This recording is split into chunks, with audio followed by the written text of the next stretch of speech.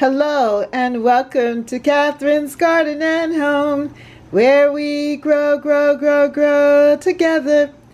Well, today I am going to cut these two pumpkins and I am going to put them in the oven, bake them, and I'm going to prepare a pumpkin pie, my own original recipe for pumpkin pie. I don't use the conventional pie crust, and I do add my own ingredients and spices. So I'm going to cut up this orange one here. That is a sweet pie pumpkin.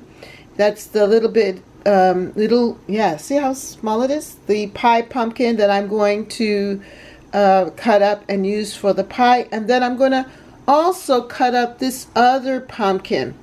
Don't mind the marks and so forth. That is from where it was resting on the shrubs. It was resting on one of my shrubs and I found it there. And it is so good. This is a very delicious pumpkin, and so I'm not going to let it go to waste, but I'm going to bake it and puree it. That's the word. I always mess up on that word, but puree is the word. We're going to puree both of them and use one for soup and the other one for a pie. So let me get started.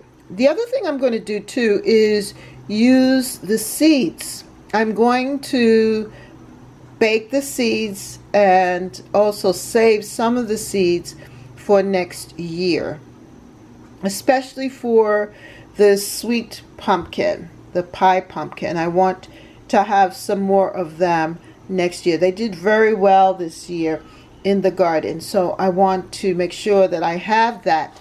Otherwise, I'll be going to a seed company and they'll be charging me $5 or $6 for seeds, whereas I can get them for free from my pumpkin. So I admonish all of you that have seeds, that have pumpkins or squash or any kind of vegetable that you've grown in your garden, to save the seeds. I'm inviting you to come along and cook with me now, and we're going to cut up this sweet pumpkin and the other one into different slices, probably this one in half and the other one in probably 4 big pieces. We're going to then pull out the seeds, collect the seeds, and then we're going to put both of these pumpkins on a cookie sheet, and put them in the oven for about an hour and a half or maybe 2 at 350. And so that's what we're going to do. So come on and cook with me right now. Let us enjoy this moment together. What happens when you don't have joy and you start raging? Anger start coming, bitterness. And then you have all kind of evil imaginations. He said, why you do that? The kings of the earth set themselves and the rulers counsel themselves together against the Lord, against the anointed, saying, let us break the bands asunder and cast away the cords. He that sits in heaven shall laugh. Joy takes you to heaven. He that sits in heaven shall laugh, and the Lord shall have them to be in desertion. He will mock them. One of the ways of joy is laughter. He turned my mourning into laughter, my sorrow into dancing.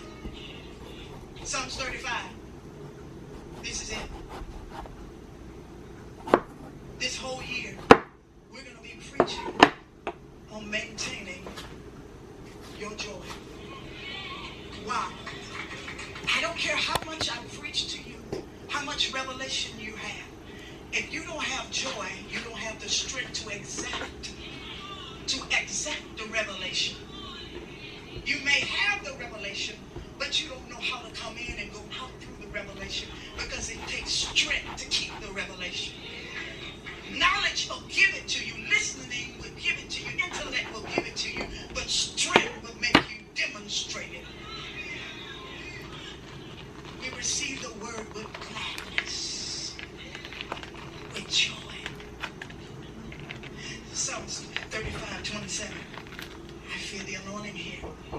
somebody is coming out. Let's read this together. Let's read this together. Let them shout. Let who shout? Who? Do who? The people that feel good? People got some money in their bank? Let them who? Shout. Shout what? For the Razorbacks? For the Colorado Buffaloes? For the Grizzlies? Huh? Shout when you go to the casino and win? I just heard the Lord. I ain't scared of none of y'all. Let them what? So one person got it. Let them shout for and be glad. That what? My what? Let them continually say, let the Lord be magnified. Who have in the what? Your money is tied.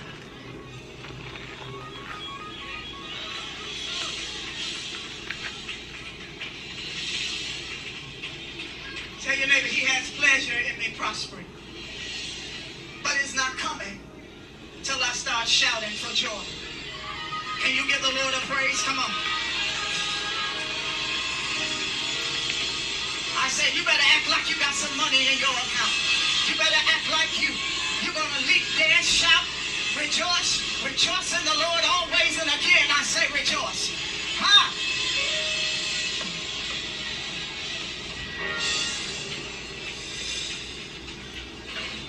The lack of joy will stop your increase. I said the lack of joy will stop your increase. You got to understand.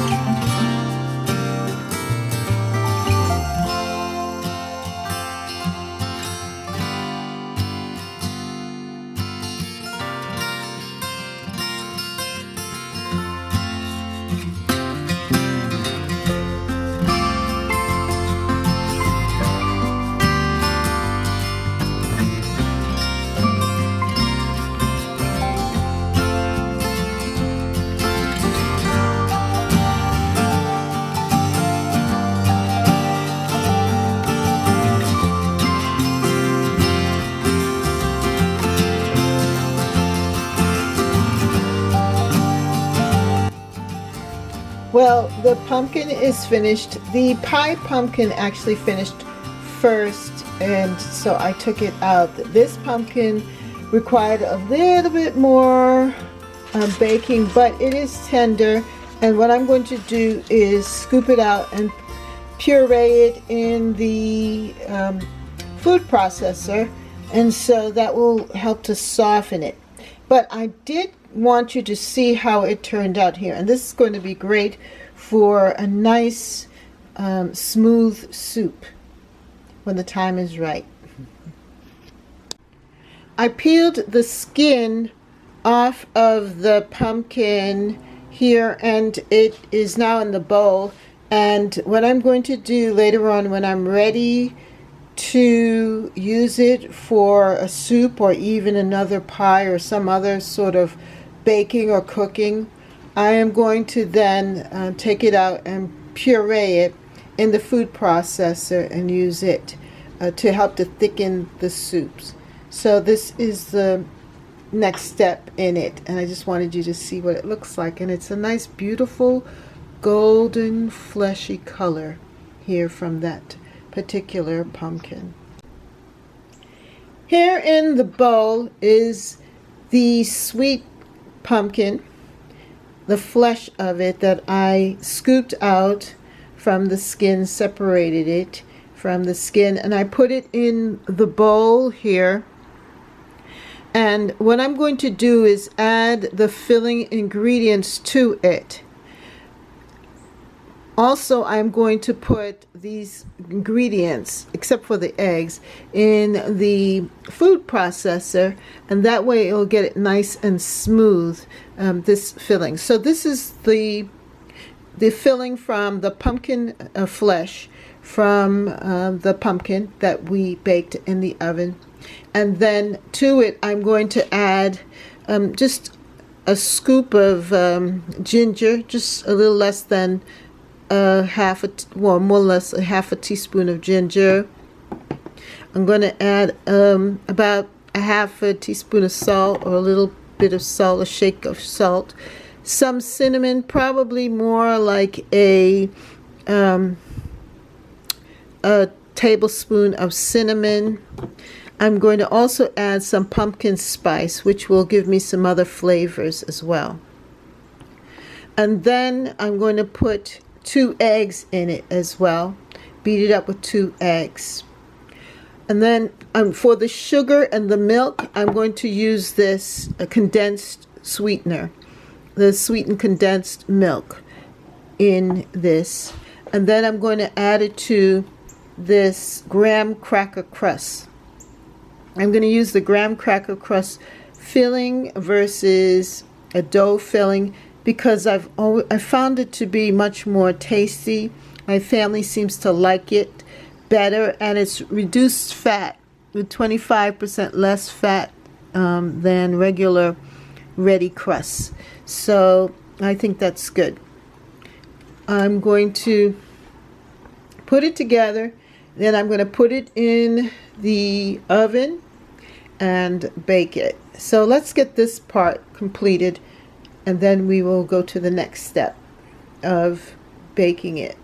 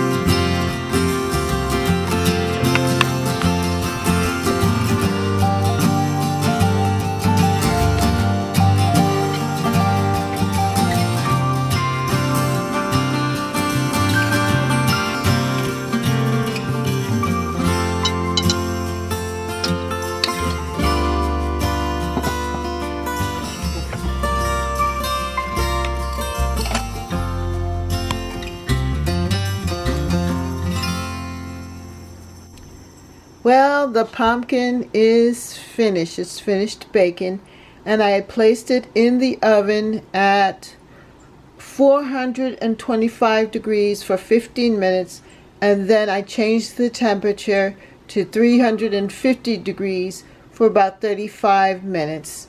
And I just let it sit in the oven a little bit so that I can make sure that the center was cooked.